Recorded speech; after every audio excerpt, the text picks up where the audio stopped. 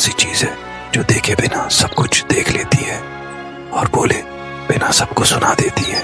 और ऐसी कौन सी चीज है जो रोज टूटती है फिर भी किसी को चोट नहीं पहुंचाती? ए राक्षस, तेरे पहले सवाल का जवाब है दिमाग और तेरे दूसरे सवाल का जवाब है सुबह। रमेश से जवाब सुनकर राक्षस हैरानी से बोला, अरे तुम सचमुच बहुत बुद्धिमान इंसान हो।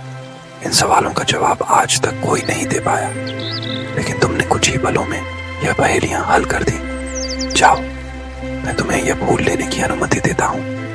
यह कह रमेश सुबह से अपनी नाव लेकर नदी के किनारे बैठा था, पर उसे एक भी सवारी नहीं मिली थी। तभी एक दूसरा नाविक रमेश का मजाक उड़ाता हुआ रमेश से बोला, कितनी बार कहा है भाई रमेश, ये नाव चलाने का काम छोड़ दो, ये तुम्हारे बस की बात नहीं है। रमेश ने यह सुनकर सिर झुका लिया और कुछ उदास लहजे में बोला, अरे भाई, आप हर रोज मेरा मजाक क्यों उड़ाते हो? हम तो सच कहते हैं। देखो, तुम्हारे पिता इस गांव के सबसे कुशल नाविक थे, मगर वो तुम्हारे सगे पिता नहीं थे। उन्होंने तुम्हें गोद लिया था, इसलिए वो कुशलता, वो हुनर तुम्हारे खून में नहीं है। देखो, तुम हमें परेशान मत करो। वैसे भी बहुत सारे लोगों का कर्ज हमारे सिर पर है। रोज कोई ना कोई तगादा करने आ जाता है और हमारी नाव में कोई बैठना ही नहीं चाहता। ऊपर से तुम रोज ताने मारने आ जाते हो। इतना कहकर रमेश ने नाव को रस्सी से बांधा और चुपचाप अपने घर की ओर चल दिया।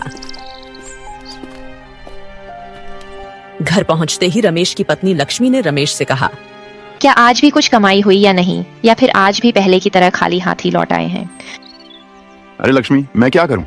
सुबह से शाम तक किनारे बैठा रहा, एक भी सवारी नहीं मिली। बस यूं ही मच्छर ही मारता रहा। ऐसा लगता है जैसे मेरी नाव पर कोई साया पड़ गया हो, कोई अपशकुन छा गया हो कि लोग उस पर कदम रखने से भी डरते हैं। लक्ष्मी की आंखों में गुस्सा भर आया और वह तीखे स्वर में बोली, बस करें अब। आपको जरा भी अंदाजा है कि अभी थोड़ी देर पहले गांव के सरपंच हमारे घर आए थे। कैसी कैसी कड़वी बातें सुना गए। कह रहे थे कि अगर कर्ज ना चुकाया गया तो कर्जदार हमारे दरवाजे पर आकर सबके सामने हमारी इज्जत मिट्टी में मिला देंगे। कभी कभी ऐसा लगता है लक्ष्मी कि यह नाव चलाने का काम ही छोड़ दूं और कोई दूसरा काम शुरू कर लूं, लेकिन क्या करूं? इसके अलावा मुझे कोई और हुनर आता ही नहीं। रमेश के चेहरे की मायूसी देखकर लक्ष्मी का गुस्सा ठंडा हो गया। अभी कुछ पल पहले जो आग उसकी आंखों में जल रही थी वो बुझ सी गई। उसने रमेश को देखा और नरम स्वर में बोली, मैं जानती हूँ आप अंदर से बहुत उलझे हुए हैं और आते ही मैंने भी आपसे सख्त लहजे में बात की, मगर सच यह है कि जब गांव वाले आपके बारे में उल्टी सीधी बातें करते हैं तो मेरा दिल बर्दाश्त नहीं कर पाता। आप क्यों बार बार यह सोचते हैं कि आप में कोई काबिलियत नहीं है? मुझे आप पर पूरा भरोसा है रमेश। एक दिन जरूर आपकी मेहनत रंग लाएगी और लोग आपको इज्जत और मान देंगे। लक्ष्मी की बातें सुनकर रमेश के दिल में एक नई हिम्मत जाग उठी, मानो मायूसी के अंधेरों में रोशनी की एक किरण उतर आई हो।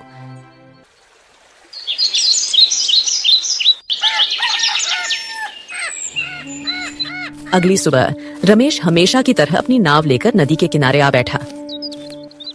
हवा चल रही थी और पानी की लहरें धीरे धीरे बह रही थीं। रमेश उम्मीद भरी नजरों से इधर उधर देखता रहा कि शायद कोई यात्री आ जाए, मगर दोपहर ढलने तक एक भी सवारी नहीं आई। अरे भगवान, मैं कब तक इस तरह खाली बैठा पानी को देखता रहूं? काश आज कोई सवारी मिल जाए। रमेश ने यह कहा ही था कि अचानक वहां एक साधु महाराज आ गए। उन्होंने रमेश से पूछा, अरे बालक, क्या तुम मुझे रामपुर के जंगल तक ले जाओगे? रामपुर का जंगल वो तो बहुत ही विचित्र है महाराज। सुना है वहां अनोखी और रहस्यमयी घटनाएं होती हैं। आम लोग तो उस जंगल का नाम सुनकर ही डर जाते हैं और वहां जाने से कतराते हैं। तुम सही कह रहे हो, लेकिन वो जंगल हम जैसे साधुओं के लिए खतरनाक नहीं है। ठीक है साधु महाराज, जैसी आपकी मर्जी। मैं आपको उस जंगल के किनारे ले जाता हूँ। पर हाँ, मैं तुम्हें पहले ही बता दूं, मेरे पास तुम्हें देने के लिए कुछ नहीं है। कोई बात नहीं साधु महाराज, मुझे आपसे धन दौलत नहीं चाहिए। बस आप आइए और मेरी कश्ती पर बैठ जाइए। साधु नाव में बैठ गया। रमेश ने चप्पू उठाया और नाव धीरे धीरे बहने लगी। कुछ देर बाद उसने साधु को रामपुर के जंगल के किनारे उतार दिया। नाव से उतरने के बाद साधु ने रहस्यमयी अंदाज में रमेश की ओर देखा और कहा, मैं तुम्हें पहचानता हूँ। तुम्हारी नाव में कभी कभार ही कोई सवारी बैठता है और तुम हर दिन बेचैनी से इंतजार करते हो कि कोई आए और तुम्हें अपनी कश्ती में बिठा ले। मगर आज तुम्हारी नाव में कोई सवारी नहीं है। तुम्हारी नाव में कोई बात नहीं साधु महाराज, मैं आपकी कश्ती पर बैठ जाऊंगा। ताकि तुम उसे पार ले जाकर मेहनत की कुछ कमाई कर सको। आज मैं तुम्हारी नाव में बैठा, लेकिन तुमने मुझसे एक सिक्का तक नहीं मांगा। तुमने मेरा साथ दिया और यह सब बिना किसी लालच या इच्छा के किया। क्या तुम जानते हो कि तुमने मेरी मदद क्यों की है? साधु महाराज, मैं आपकी बात का मतलब बिल्कुल नहीं समझ पाया। आप असल में कहना क्या चाहते हैं?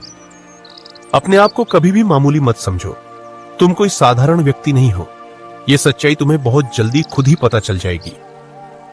यह कहकर साधु जंगल के अंदर की ओर चला गया। रमेश को साधु की एक भी बात समझ में नहीं आई।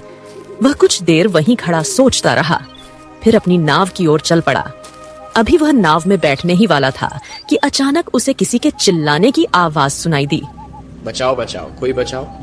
उसने ध्यान से आवाज सुनी तो पता चला कि यह आवाज पास ही की एक गुफा से आ रही है। उसने सोचा, अरे लगता है ये जरूर कोई राक्षस या चुड़ैल है जो मुझे अपने जाल में फंसाने की कोशिश कर रही है। नहीं, मुझे यहाँ ज्यादा देर नहीं रुकना चाहिए। मुझे तुरंत यहाँ से निकलना होगा। यह सोचकर वह नाव की ओर बढ़ा ही था कि उसे फिर से किसी के चिल्लाने की आवाज सुनाई दी। बचाओ बचाओ, मेरी मदद करो। रमेश ने जब दोबारा वह आवाज सुनी तो उसके दिल में गहरी दया उमड़ आई। उसने मन ही मन सोचा, हो सकता है कि गुफा के अंदर सचमुच कोई मुश्किल में फंसा हो। यह भी संभव है कि कोई बेगुनाह वहां मदद के लिए पुकार रहा हो। ऐसे समय में किसी की फरियाद को अनदेखा करना सही नहीं है। हाँ, यह भी खतरा है कि यह कोई जाल या धोखा हो सकता है। मगर अगर सच में कोई मुसीबत में है और मैंने मदद ना की तो यह मेरी इंसानियत के खिलाफ होगा। बेहतर यही है कि एक बार जाकर देख लूं। शायद कोई बेचारा बड़ी मुसीबत में फंसा हो। यह सोचकर रमेश गुफा की ओर चल पड़ा। गुफा में दाखिल होते ही रमेश ने देखा कि वहां एक बिल्ली पिंजरे में कैद था, जो दर्द और लाचारगी में रमेश को मदद के लिए पुकार रहा था। बचाओ बचाओ, मेरी मदद करो, मुझे इस पिंजरे से बाहर निकालो। बिल्ली को इंसानी आवाज में बोलते देखकर रमेश गहरी सोच में पड़ गया। अरे, लोग सच ही कहते थे कि रामपुर का जंगल बहुत खतरनाक है। यहाँ तो बिल्ली भी इंसानी आवाज में बात कर रहा है। निश्चय ही ये कोई राक्षस या चुड़ैल होगी। अगर मैंने इसे इस पिंजरे से आजाद कर दिया तो यह जरूर मुझे नुकसान पहुंचाएगा। नहीं, मैं तुम्हारी मदद नहीं करूंगा। तुम जरूर कोई राक्षस या चुड़ैल हो जो मुझे अपने जाल में फंसाने की कोशिश कर रहे हो, इसलिए मैं तुम्हारी मदद नहीं करूंगा। नहीं, मैं कोई राक्षस या चुड़ैल नहीं हूं, बल्कि एक असली बिल्ली हूं। तुम मुझे गलत समझ रहे हो। अगर तुम सच में एक असली बिल्ली हो तो इंसानी आवाज में कैसे बात कर सकते हो? बिल्ली तो इंसानों की तरह बोलते ही नहीं। और फिर तुम इस पिंजरे में कैसे फंस गए? नहीं, मैं अभी तुम्हें सब कुछ नहीं बता सकता, लेकिन समय आने पर जरूर सच बताऊंगा। फिलहाल तुमसे बस एक ही गुजारिश है, मुझे इस पिंजरे से आजाद कर दो। बिल्ली की इतनी बातें सुनने के बाद भी रमेश को उसकी बात पर यकीन नहीं आया, तो उसने बिल्ली से कहा, नहीं, मुझे पता है कि तुम झूठ बोल रहे हो। तुम कोई बिल्ली नहीं हो, बल्कि एक राक्षस या चुड़ैल हो जो मुझे अपने जाल में फंसाने की कोशिश कर रही हो। मैं अब तुम्हारे पास एक पल भी ठहरना नहीं चाहता। यह कहकर रमेश गुफा से बाहर निकलने लगा तो पीछे से उस बिल्ली ने पुकारा, जो तुम खुद को समझते हो वो तुम हो ही नहीं, और जो तुम असल में हो उसका तुम्हें ज्ञान नहीं। मगर मैं जानता हूं कि तुम कौन हो। तुम कोई आम इंसान नहीं हो। यह सुनकर रमेश गहरी सोच में पड़ गया। अरे, वो साधु महाराज भी मुझसे यही कह रहे थे कि मैं कोई आम इंसान नहीं हूं। उस वक्त मुझे लगा था कि शायद यह उनकी कोई कहानी या पहेली है, लेकिन अब यह बिल्ली भी वही बात दोहरा रहा है। आखिर दोनों एक ही बात क्यों कह रहे हैं? क्या सचमुच मेरे बारे में कोई ऐसी सच्चाई है जिसे मैं खुद नहीं जानता? मुझे इस बिल्ली से यह जानना होगा कि आखिर मैं कौन हूं। यह सोचकर रमेश ने बिल्ली से कहा, अच्छा, अगर तुम मेरे बारे में सब कुछ जानते हो और यह भी कि मैं कौन हूं, तो फिर साफ साफ बताओ, मैं आखिर कौन हूं? नहीं, मैं अभी तुम्हें कुछ नहीं बता सकता, लेकिन समय आने पर जरूर सब कुछ बताऊंगा। फिलहाल तुम पहले मुझे इस पिंजरे से आजाद तो करो। ठीक है, मगर वो समय कब आएगा जब तुम मुझे यह बताओगे कि मैं कौन हूं? वो समय बहुत जल्द आएगा, फिर मैं तुम्हें यह बताऊंगा कि तुम असल में कौन हो, लेकिन पहले तुम मुझे इस पिंजरे से आजाद कर दो। रमेश ने बिल्ली की बातों पर विश्वास करके उसे पिंजरे से आजाद कर दिया। बहुत शुक्रिया दोस्त, तुमने मेरी मदद की। अरे, तुम्हारे मुंह से दोस्त शब्द सुनकर मुझे बहुत खुशी हुई। मेरे पूरे गांव में मेरा कोई दोस्त नहीं है, क्योंकि मैं गरीब हूं। अच्छा, तो आज से हम दोनों दोस्त हुए। अब तुम अकेले नहीं हो, मैं तुम्हारा दोस्त हूं। अच्छा तो ठीक है, मगर एक सवाल है, हम दोनों फिर से कैसे मिलेंगे? और तुम वो बात मुझे कब बताओगे? हाँ, ऐसा करते हैं कि तुम मेरे साथ मेरे घर चलो। हम दोनों दोस्त एक ही घर में रहेंगे और जब सही समय आएगा तब तुम मुझे वो राज भी बता देना कि आखिर मैं कौन हूं। ठीक है दोस्त, मैं तुम्हारे साथ तुम्हारे घर चलता हूँ। अब से हम दोनों एक दूसरे के सच्चे साथी हैं। लेकिन एक बात हमेशा याद रखना रमेश, मेरी इंसानी आवाज़ सिर्फ तुम ही सुन सकते हो। तुम्हारे अलावा कोई भी मेरी यह आवाज़ नहीं सुन सकता, लेकिन मैं हर किसी की इंसानी आवाज़ सुन सकता हूँ। ठीक है, अब तुम मेरे साथ मेरे घर चलो। आज से मेरा घर तुम्हारा भी घर है। यह कहकर वे दोनों गुफा से बाहर आ गए और नाव की ओर चल पड़े। नाव के पास पहुंचकर दोनों उसमें बैठ गए। रमेश ने चप्पू उठाया और नाव को अपने घर की ओर चलाने लगा और फिर कुछ ही देर में वे दोनों घर पहुंच गए।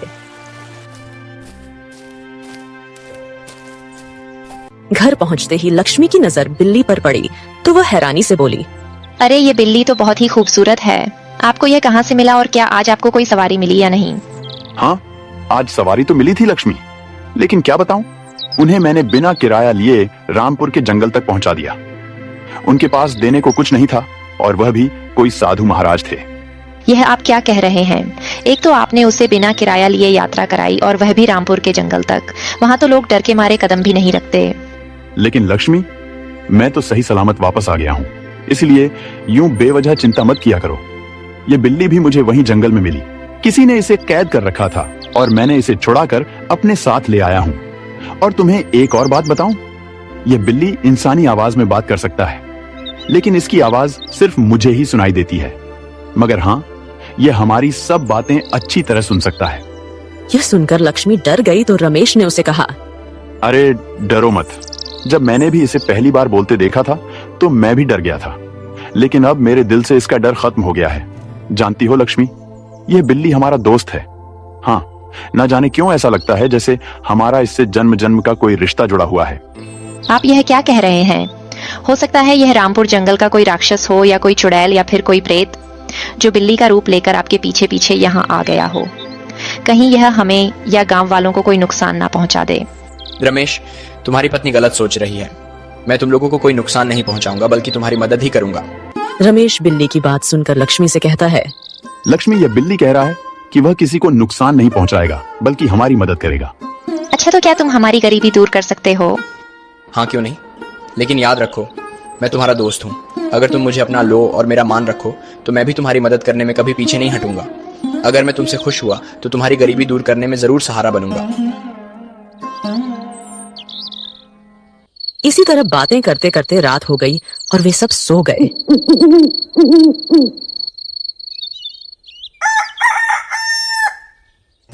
अगले दिन सुबह होते ही रमेश बिल्ली के पास आया और उससे कहा, ए मेरे दोस्त, हमें अपनी गरीबी दूर करने का कोई तरीका बताओ। तुम्हें अपनी कल वाली बात याद होगी, तुमने कहा था कि तुम हमारी गरीबी दूर कर सकते हो।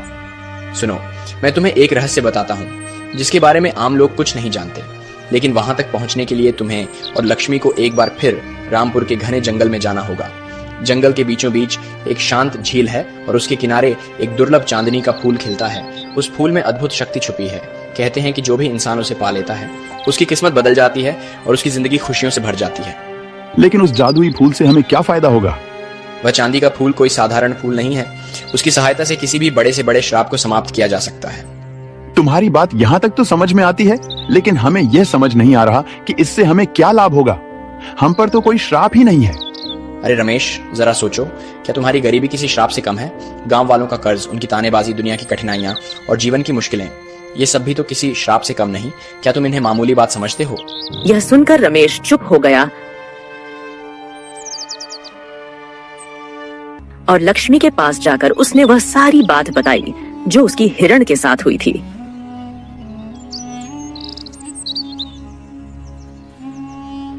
फिर दोनों ने कुछ देर आपस में मशवरा किया और उसके बाद रमेश बिल्ली के पास आकर उससे बोला, हाँ, हमें मंजूर है, हम जाने के लिए तैयार हैं। तो फिर देर कैसी? हमें अभी इसी समय जंगल की ओर निकलना होगा। बिल्ली की बात मानकर वे तीनों तुरंत घर से निकले और कुछ ही देर में नाव के पास पहुंच गए।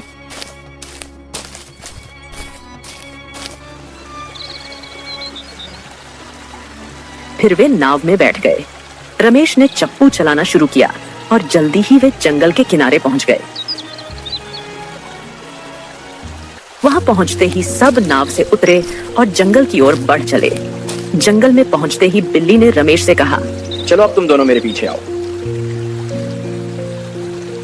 रमेश और लक्ष्मी बिल्ली के पीछे पीछे चलते रहे।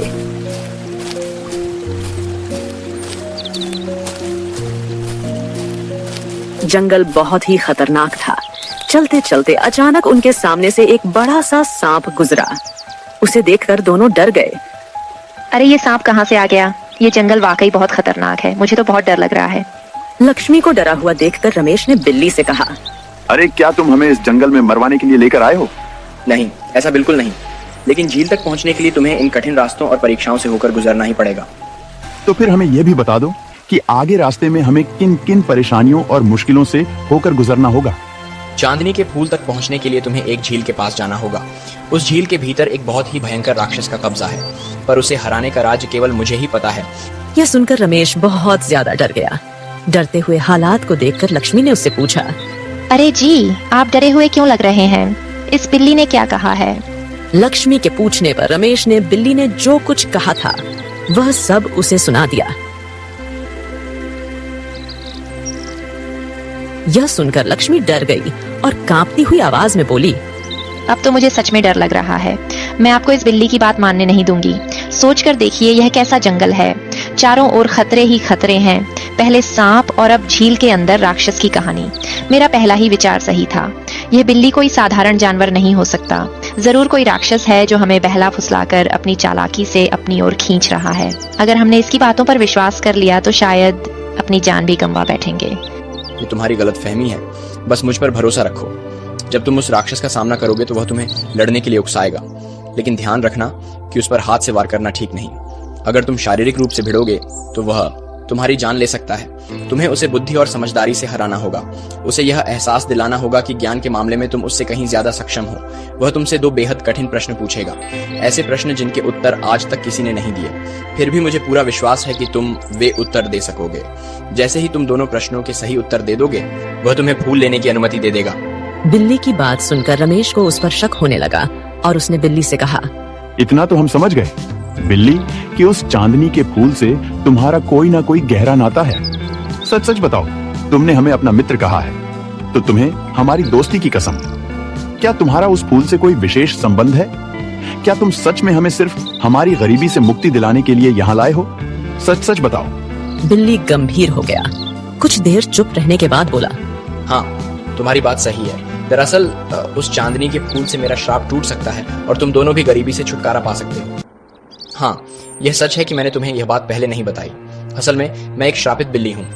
यह सुनकर रमेश चौंक गया। उसे विश्वास नहीं हुआ कि जिस बिल्ली को उसने पिंजरे से मुक्त कराया था वह वास्तव में एक श्रापित बिल्ली है। अच्छा, तो फिर तुम असल में कौन हो? ये तो बताओ। नहीं, मैं ये बात तुम्हें चाहकर भी नहीं बता सकता। रमेश और बिल्ली आपस में बातें कर रहे थे, लेकिन लक्ष्मी को उनकी एक भी बात समझ नहीं आ रही थी। तब उसने रमेश से कहा, अरे जी, आप दोनों आपस में क्या बातें कर रहे हैं? मुझे भी तो कुछ बताइए कि बिल्ली आपसे क्या कह रहा है। लक्ष्मी के पूछने पर रमेश ने उसे सारी बात बताई, जो कुछ बिल्ली ने उससे कहा था। सारी बात सुनने के बाद लक्ष्मी ने घबराई हुई आवाज में रमेश से कहा, हमें वापस चलना चाहिए। क्या पता यह कोई असली राक्षस हो जो श्राप की वजह से बिल्ली बन गया हो और अब फिर से श्राप से मुक्त होकर अपनी असली शक्ल यानी राक्षस बनना चाहता हो। रमेश, मैं तुम पर कोई जबरदस्ती नहीं करूंगा, लेकिन अगर तुम सच में मुझे अपना दोस्त मानते हो और मेरा साथ देना चाहते हो तो मेरे साथ आगे बढ़ो। और अगर तुम्हें लगता है कि यह सब सही नहीं है तो तुम अपनी पत्नी के साथ वापस लौट सकते हो। देखो, तुमने हमें अपना दोस्त कहा है ना, तो फिर हम भी जो कुछ करेंगे वो दोस्ती के लिए ही करेंगे।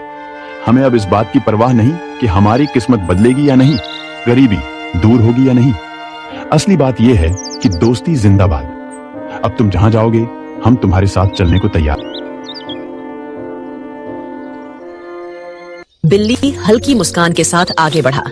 लक्ष्मी मन चाहने पर भी रमेश के साथ चलती रही। थोड़ी देर बाद तीनों एक रहस्यमयी झील के किनारे पहुंचे। झील का पानी अजीब रोशनी से चमक रहा था, मानो उसमें चांदी घुली हो और नीले पत्थर पिघलकर बह रहे हों। जैसे ही वे किनारे पहुंचे, झील का पानी अचानक कांप उठा। गहराई से काला धुआं उठने लगा, जो धीरे धीरे हवा में फैल गया, और देखते ही देखते वह धुआं एक भयानक आकृति में बदल गया। आकृति एक राक्षस की थी। अरे मूर्ख मनुष्य, तुमने मेरे क्षेत्र में आने की जुर्रत कैसे की? क्या तुम उस जादुई फूल को हासिल करने आए हो? यह फूल मेरी रखवाली में है। जो कोई भी इसे छीनने की कोशिश करता है, उसकी जीवन लीला यहीं समाप्त हो जाती है। अब मैं तुम्हें ललकारता हूँ, युद्ध के लिए तैयार हो जाओ, क्योंकि आज तुम्हारा अंत निश्चित है। हे सुनो, तुम अपने आप को बहुत शक्तिशाली समझते हो, है ना? अगर वाकई तुम इतने ही जोरावर और चतुर हो तो आओ, हमसे बुद्धि की लड़ाई लड़ो। दिखा दो कि तुम बुद्धि के क्षेत्र में हमसे ज्यादा काबिल हो। अगर तुम सचमुच ताकतवर हो तो हमें हिम्मत और समझदारी से हराओ, सिर्फ जोर जबरदस्ती से नहीं। अगर तुम चाहो तो मैं तुम्हारी वो आखिरी ख्वाहिश भी पूरी कर दूंगा, मगर याद रखना, उन सवालों के सही जवाब आज तक किसी के पास नहीं है। ठीक है, पर मेरी एक शर्त है। अगर मैंने सही जवाब दे दिया तो क्या तुम मुझे वह फूल लेने की अनुमति दोगे? हाँ, अगर तुम सही जवाब दे दोगे तो मैं तुम्हें वह फूल लेने दूंगा, लेकिन अगर तुम गलत जवाब दोगे तो मैं तुम दोनों की जान ले लूंगा। ठीक है, पूछो जो तुम पूछना चाहते हो। वह कौन सी चीज है जो देखे बिना सब कुछ देख लेती है और बोले बिना सबको सुना देती है? और ऐसी कौन सी चीज है जो रोज टूटती है फिर भी किसी को चोट नहीं पहुंचाती? रमेश ने कुछ देर सोचने के बाद उसे जवाब दिया। ए राक्षस, तेरे पहले सवाल का जवाब है दिमाग, और तेरे दूसरे सवाल का जवाब है सुबह। रमेश से जवाब सुनकर राक्षस हैरानी से बोला, अरे तुम सचमुच बहुत बुद्धिमान इंसान हो। इन सवालों का जवाब आज तक कोई नहीं दे पाया, लेकिन तुमने कुछ ही पलों में यह पहेलियां हल कर दी। जाओ, मैं तुम्हें यह फूल लेने की अनुमति देता हूँ। यह कहकर राक्षस वहां से गायब हो गया, और बिल्ली ने रमेश से कहा, रमेश, अब वक्त आ गया है, उस फूल को तोड़ लो और मुझे इस शराब से आजाद करवा दो। बिल्ली के कहने पर रमेश ने जैसे ही फूल तोड़ा, वह रंग बिरंगी किरणों से जगमगाने लगा। रमेश फूल की तरफ देखकर बोला, मैं चाहता हूँ कि यह श्रापित बिल्ली दोबारा अपने असली रूप में आ जाए। रमेश के कहते ही बिल्ली एक राजकुमार के रूप में बदल गया और फूल गायब हो गया। राजकुमार रमेश के गले लगा और बोला, अरे भैया, आपका बहुत शुक्रिया। मुझे पूरा यकीन था कि आप मुझे बचाने जरूर आएंगे। आप मेरे बड़े भाई हैं। यह सुनकर रमेश और लक्ष्मी चौंक गए। रमेश हैरानी से बोला, अरे आप क्या कह रहे हैं? आप तो एक राजकुमार हैं और मैं तो एक आम इंसान हूँ। मैं आपका बड़ा भाई कैसे हो सकता हूँ? उतने में वह साधु वहां आ गया जिसे रमेश ने जंगल में छोड़ा था। आते ही उसने रमेश से कहा, मैंने तुमसे कहा था कि तुम कोई आम इंसान नहीं हो। यह राजकुमार जो कह रहा है वह सच है। कुछ साल पहले जब मैं इसी जंगल में तपस्या कर रहा था, उस समय इस राजकुमार ने मेरी तपस्या भंग की। गुस्से में आकर मैंने उसे एक पक्षी बना दिया। वह रोने लगा और अपने माता पिता की चिंता करने लगा। तब मैंने ध्यान लगाया और जाना कि उसके माता पिता ने एक बड़ा राज छुपा रखा है। वह राज यह था कि राजा आनंद की पहली संतान, यानी कि तुम, एक बार डाकुओं द्वारा चुरा ली गई थी। वे तुम्हें जंगल में फेंक कर भाग गए। तभी एक मल्लाह, जिसका नाम मोहन था, तुम्हें वहां से उठाकर ले गया और अपना समझकर पालने लगा। यह तो हमारे पिता का नाम था। मगर यह कैसे हो सकता है? तुम ही राजा आनंद की पहली संतान हो। राजा ने यह बात छुपाई क्योंकि उसे डर था कि लोग कहेंगे कि वह अपने बेटे की रक्षा भी नहीं कर पाया। इतना कहकर साधु चुप हो गया। तब राजकुमार अशोक बोल पड़ा, जब मैं बिल्ली बनकर रो रहा था तो साधु महाराज ने मुझे बताया था कि जंगल में जो व्यक्ति आएगा, उनमें से जो तुम्हारी आवाज सुन लेगा, समझ लेना वही तुम्हारा बड़ा भाई है और वही तुम्हारी मदद कर सकता है। तो तुमने हमें पहले क्यों नहीं बताया? मुझे साधु महाराज ने मना किया था, क्योंकि अगर आपकी मदद सच्चे दिल से ना होती तो मैं आजाद नहीं हो पाता, और आपकी मदद सच में सच्चे दिल से थी, इसीलिए मैं शराब से मुक्त हो गया। यह सुनकर लक्ष्मी और रमेश बहुत खुश हुए। साधु उनकी तरफ देखकर बोला, अब समय आ गया है कि तुम अपने राज्य लौट जाओ। गरीबी के दिन अब समाप्त हो गए हैं। राज्य के असली वारिस आप ही हैं। पिता और माँ आपको देखकर बेहद खुश होंगे। चलिए। इतना कहकर राजकुमार ने रमेश और लक्ष्मी को अपने महल चलने का निमंत्रण दिया और वे सब महल की ओर चल पड़े। महल पहुंचते ही राजकुमार ने सारी सच्चाई राजा आनंद और रानी को बताई। माता पिता ने अपने खोए हुए बेटे को गले से लगा लिया। राजमहल में खुशी की लहर दौड़ गई। सबसे पहले आप सभी को नमस्ते, प्रणाम। और हमारा ये Munger cartoon story YouTube channel पे देख रहे हो तो चैनल को सब्सक्राइब जरूर करिएगा। अगर फेसबुक पेज पर देख रहे हैं तो पेज को फॉलो जरूर करिएगा। ये वीडियो सिर्फ इस चैनल पे आते हैं आप सभी को इंटरटेनमेंट के लिए, तो आप लोग क्या करिए, दिल से सपोर्ट जरूर करिए और लाइक जरूर करिए और कमेंट जरूर करिए और अपने दोस्तों के पास शेयर जरूर करिए। धन्यवाद। बस हंसते रहे, मुस्कुराते रहे अपने अपने लाइफ में।